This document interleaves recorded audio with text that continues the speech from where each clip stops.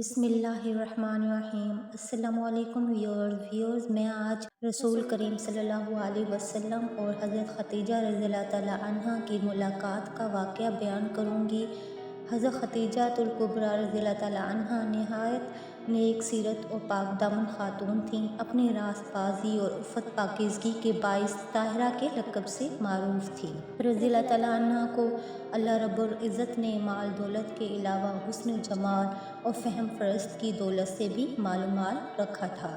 چنانچہ آپ کے دوسرے خاوند عتیق کے انتقال کے بعد قریش کے بہت سے اشراف کی جانب سے آپ کو نکاح کے پیغام آنے لگے۔ آپ رضی اللہ تعالیٰ عنہ نے قبول نہ فرمایا۔ حضرت خدیجہ رضی اللہ تعالیٰ عنہ قریش کی مالدار خواتین میں سے تھیں اور اکثر لوگوں کو سامان تجارت دے کر بھیجا کرتی تھیں۔ ان کی خواہش ہوتی تھی کہ ایسے افراد کو سامان تجارت دے کر بھیجا جائے جو نہایت ایماندار اور منافع کا ٹھیک ٹھیک حساب کرے۔ حضور نبی کریم علیہ الصلوۃ والسلام کو اعلان نبوت سے قبل ہی صادق اور امین کے لقب سے پکارا جاتا تھا۔ حضرت خدیجہ رضی اللہ تعالیٰ عنہ نے کسی کو حضور سرور کائنات صلی اللہ علیہ وسلم کی خدمت اقدس میں بھیجا کہ اگر حضور کریم صلی اللہ علیہ وسلم مناسب خیال فرمائیں تو میرا مال تجارت لے کر جائیں اور جو نفع وہ لینا پسند فرمائیں لے لیں۔ حضرت خدیجہ رضی اللہ تعالیٰ عنہ کے اس پیغام پر آپ صلی اللہ علیہ وسلم نے حضرت ابو طالب سے مشورہ کیا اور پھر اس پیشکش کو قبول فرما لیا اور ذی الحج 25 عام الفیل میں ایک تجارتی قافلے کے ساتھ ملک شام کی طرف روانہ ہوئے۔ تجارت کے اس سفر میں حضور کریم صلی اللہ علیہ وسلم کے ساتھ ملک شام کی طرف روانہ ہوئے۔ تجارت کے اس سفر میں حضور نبی کریم صلی اللہ علیہ وسلم کے ساتھ حضرت خدیجہ رضی اللہ تعالیٰ عنہ کا ایک غلام میسرہ اور ایک شخص خزیمہ شامل تھا۔ سفر کی منازل طے کرتے ہوئے جب بصرہ پہنچے تو حضور نبی کریم صلی اللہ علیہ وسلم نے ایک درخت کے نیچے قیام فرمایا۔ وہاں قریب ہی ایک کلیسا تھا جس میں عیسائی راہب نستورہ رہتا تھا۔ جس درخت کے نیچے حضور کریم صلی اللہ علیہ وسلم قیام پذیر ہوئے تھے وہ درخت بالکل خشک پتوں کے بغیر اور بوسیدہ تنی والا تھا۔ جب حضور کریم صلی اللہ علیہ وسلم وہاں تشریف فرما ہوئے تو درخت میں یکدم تبدیلی آ گئی۔ وہ ہرا بھرا اور پھلدار درخت ہو گیا اور اس کے ارد گرد کی زمین بھی شاداب اور سرسبز ہو گئی۔ نستورہ راہب کو اس درخت کے بارے میں علم تھا کہ یہ وہ درخت ہے جس کے نیچے سوائے نبی کریم صلی اللہ علیہ وسلم کے اور کوئی جلوہ افروز نہ ہوگا۔ چنانچہ جب اس نے حضور سرور کائنات صلی اللہ علیہ وسلم کو یہاں پر تشریف فرما دیکھا تو دوڑتا ہوا آپ صلی اللہ علیہ وسلم کی خدمت اقدس میں آیا اور کہا، میں قسم دیتا ہوں کہ آپ صلی اللہ علیہ وسلم کو لتعزو کی بتائیے کہ آپ صلی اللہ علیہ وسلم کا نام مبارک کیا ہے۔ حضور نبی کریم صلی اللہ علیہ وسلم نے نستورہ راہب کے یہ الفاظ سنے تو ارشاد فرمایا، مجھ سے دور ہو جا، کیونکہ اس سے زیادہ مکروہ، ناگوار اور سخت ترین بات مجھ سے کسی عرب نے نہیں کی۔ نستورہ کی کیفیت عجیب ہوئی جا رہی تھی۔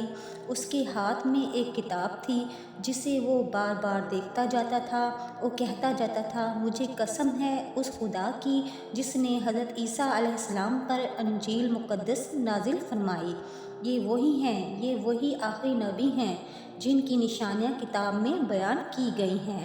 حضور نبی کریم علیہ الصلوۃ والسلام نے بصرہ کے اس سفر تجارت میں اپنا مال فروخت کر کے دوسرے لوگوں سے دگنا منافع کمایا۔ آپ صلی اللہ علیہ وسلم کی صحبت کی برکت سے دیگر قافلوں والوں کو بھی بہت زیادہ فائدہ ہوا۔ اب واپسی کا سفر شروع ہو گیا۔ اس وقت دوپہر کا وقت تھا جب نبی رحمۃ اللہ علیہ وسلم مکہ مکرمہ میں داخل ہوئے۔ حضرت خدیجہ رضی اللہ تعالیٰ عنہ اپنی سہیلیوں کے ساتھ بالا خانہ میں بیٹھی ہوئی باہر کی جانب دیکھ رہی تھیں۔ انہوں نے دیکھا کہ 2 فرشتے حضور علیہ السلام کے سر اقدس پر سایہ کیے ہوئے ہیں۔ سیدہ خدیجہ رضی اللہ تعالیٰ عنہا بڑی متاثر ہوئیں، اور پھر جب ان کے غلام یسریٰ نے اور خزیمہ نے اس سفر مبارک میں جو کچھ دیکھا اسے حضرت خدیجہ رضی اللہ تعالیٰ عنہا سے بیان کیا تو ان کی طبیعت عالیہ کا میلان حضور کریم صلی اللہ علیہ وسلم کی جانب ہوا۔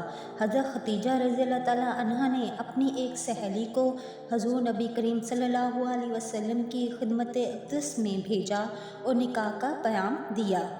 حضور نبی کریم صلی اللہ علیہ وسلم نے نکاح کے اس پیام کا ذکر اپنے چچاؤں سے کیا۔ ایک روایت میں یہ آیا ہے کہ اس وقت حضرت خدیجہ رضی اللہ تعالیٰ عنہا کے والد زندہ نہیں تھے، بلکہ ان کے چچا عمر بن اسد تھے، جن کے پاس ابو طالب، حضرت حمزہ رضی اللہ تعالیٰ عنہ اور دیگر چچاؤں اور حضرت ابو بکر صدیق رضی اللہ تعالیٰ عنہ شہر کے معززین کے ہمراہ حضور نبی کریم صلی اللہ علیہ وسلم حضرت خدیجہ رضی اللہ تعالیٰ عنہ کے مکان پر تشریف لے کر گئے، اور نکاح کے وقت حضرت خدیجہ رضی اللہ تعالیٰ عنہ کی عمر مبارک 40 برس اور حضور نبی کریم صلی اللہ علیہ وسلم کی عمر شریف 25 برس تھی۔